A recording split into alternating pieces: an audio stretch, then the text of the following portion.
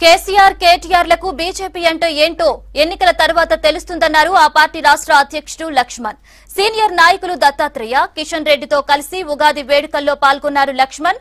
ఆ తర్వాత బీజేపీ ఆవిర్భావ దినోత్సవం సందర్భంగా పార్టీ కార్యాలయంలో జెండా ఎగురవేశారు.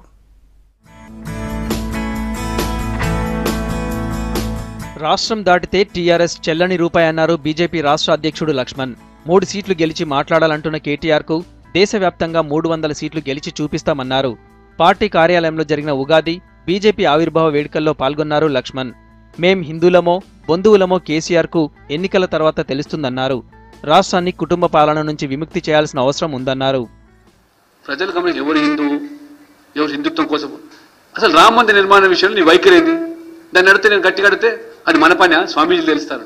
అంటే 100 కోట్ల మందికి సంబంధించిన మనోభావాలకు సంబంధించిన అంశం ఒక రాజకీయ పార్టీ. నేను ఇంకా జాతీయ రాజకీయాలకు వస్తా అంటున్నావు. నీవు తెలంగాణ దాటితే టీఆర్ఎస్ చెల్లని రూపాయి చెల్లదు. టీఆర్ఎస్ బయట పోతే ఎంతైనా గిరి తీసుకుని కూర్చుని నువ్వు జాతీయ పార్టీ, ఫెడరల్ ఫ్రంట్ మీకు చూస్తున్న స్వచ్ఛందంగా బోర్డులు తెలుస్తున్నాయి. మీకు బంధువుల కోట్లేయమని చెప్పి వాళ్ళు బోర్డులు పెట్టారు. ఆయన తెలుసుకోవాలి మన హిందువా బంధువా. నరేంద్ర మోడీ మళ్లీ ప్రధాని కావడం ఖాయమన్నారు కేంద్ర మాజీ మంత్రి బండారు దత్తాత్రేయ. అధికారంలో లేకపోతే టీఆర్ఎస్ పార్టీ కుప్పకూలుతుందన్నారు దత్తాత్రేయ. ఇక హామీలు నెరవేర్చని కేసీఆర్ జనాలను మభ్యపెట్టే ప్రయత్నం చేస్తున్నారని ఆరోపించారు సికింద్రాబాద్ ఎంపీ అభ్యర్థి కిషన్ రెడ్డి. టీఆర్ఎస్ పార్టీ కూడా ఏ విధంగానైతే చంద్రబాబు నాయుడు గారు వెళ్ళేటువంటి దారిలో ఉందో అది కూడా అదే దారిలో ఉండే అవకాశం ఉంది.